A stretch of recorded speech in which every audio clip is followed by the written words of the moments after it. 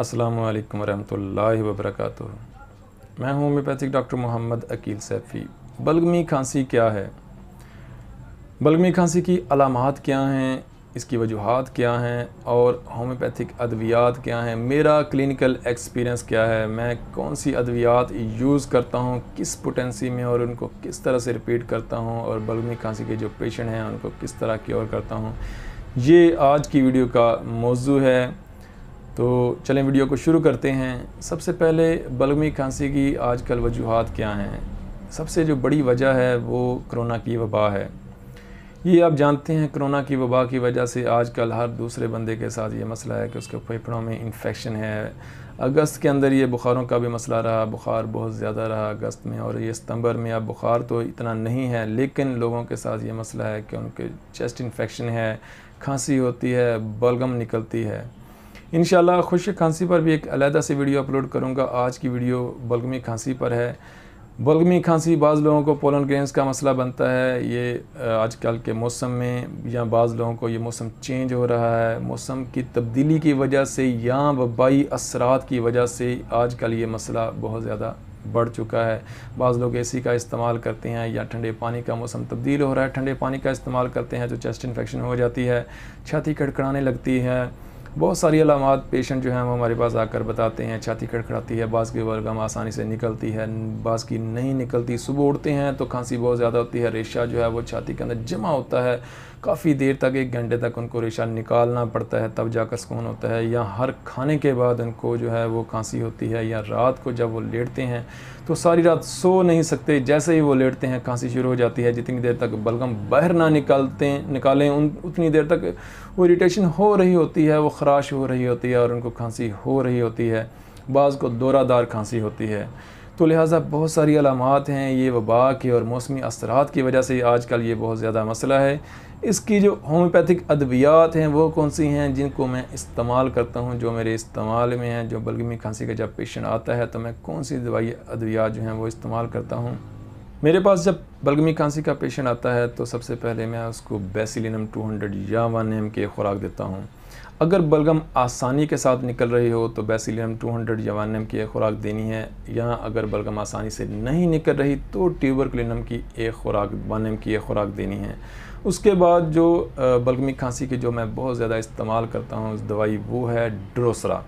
30 power में, 200 में इसका मुझे इतना रिज़ल्ट नहीं मिला, 30 पावर में इस्तेमाल करता हूँ। ड्रोसरा की जो अलामात हैं वो ये हैं कि एक तो ये काली खांसी की दवा है। जब मरीज़ को दौरादार शदीद खांसी होती है, वो खांसे चला जा रहा होता है और खांसी के वक्त उसका जो चेहरा है वो काला या नीला हो जाता है, और हर खाने के बाद उसकी खांसी में इजाफ़ा होता है, खांसी बढ़ जाती है, बलगम बढ़ जाती है, और रात को उसको नींद नहीं आती, लेटा नहीं जाता, और कै की कैफियत भी बाज़ दफ़ा बन जाती है कि मरीज़ को इस कदर खांसी होती है कि मरीज़ कै कर देता है। ये है ड्रोसरा, यानी मरीज़ का जो चेहरा है वो इस कदर दौरादार खांसी हो और चेहरा नीला काला हो जाए, शदीद खांसी हो, तो मैं ड्रोसरा इस्तेमाल करता हूँ। ड्रोसरा 30 पावर में।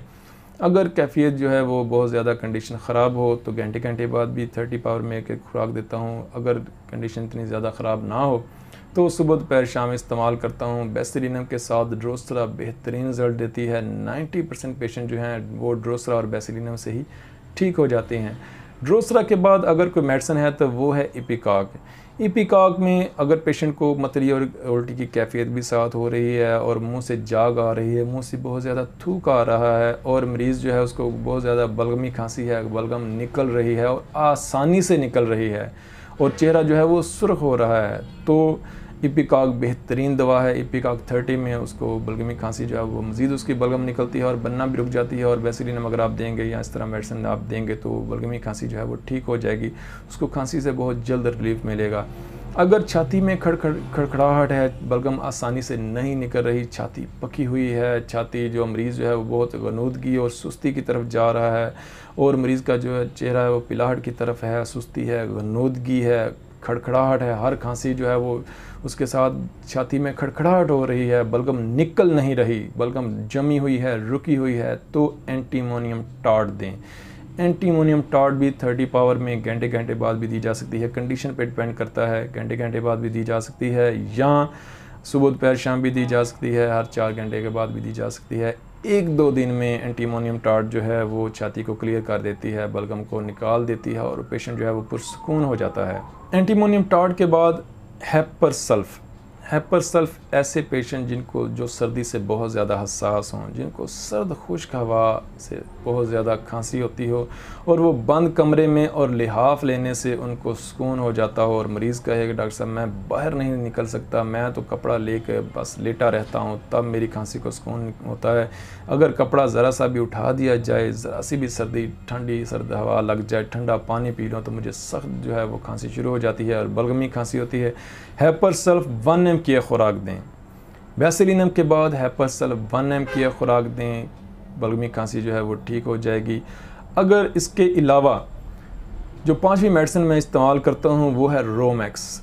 रोमैक्स भी इसी तरह की अलामात हैं। मरीज़ को बहुत ज़्यादा खांसी होती है और मरीज़ सर्दी से बहुत ज़्यादा हसास होता है और वो अपने सर को ढांप कर रखता है। वो जब रोमैक्स का पेशेंट हमारी क्लिनिक में आता है तो उसने अपने सर के ऊपर कपड़ा लिए हुए होता है और वो अपने सर को ढांप कर रखना चाहता है, गर्म रखना चाहता है, जिससे उसकी खांसी जो है उसमें कमी आती है और सर्दी से उसकी खांसी को जो है उसमें इजाफा होता है। और गले को हाथ लगाने से भी रोमैक्स की खांसी जो है उसको इजाफा होता है। वो गले के साथ ज़रा सा भी कुछ टच नहीं कर सकता, जिस वजह से उसको खांसी ज़्यादा होती है। लिहाजा इस तरह का अगर कोई पेशेंट आए जिसने सर पर कपड़ा लिया हो, जो सर्दी से बहुत हसास हो, जो कहे कि मैं अपने सर को मुंह को ढांप लेता हूं तो फिर सुकून होता है, उसको रोमैक्स दें। रोमैक्स के स्किन प्रॉब्लम में भी बाज़ दफ़ा उसको ख़ारिश होती है तो रोमैक्स 30 जो है 30 पावर में बेहतरीन उसको रिज़ल्ट देगी। रोमैक्स के अलावा सैनिगा भी है। सैनिगा में भी बलगमी खांसी होती है, लेकिन सैनिगा की जो एक अलामत है कि एक तो उसकी खांसी जो है वो छींक जब आती है तो उस वक्त ख़त्म होती है, यहाँ उसकी छाती पर छोटे छोटे दाने होते हैं।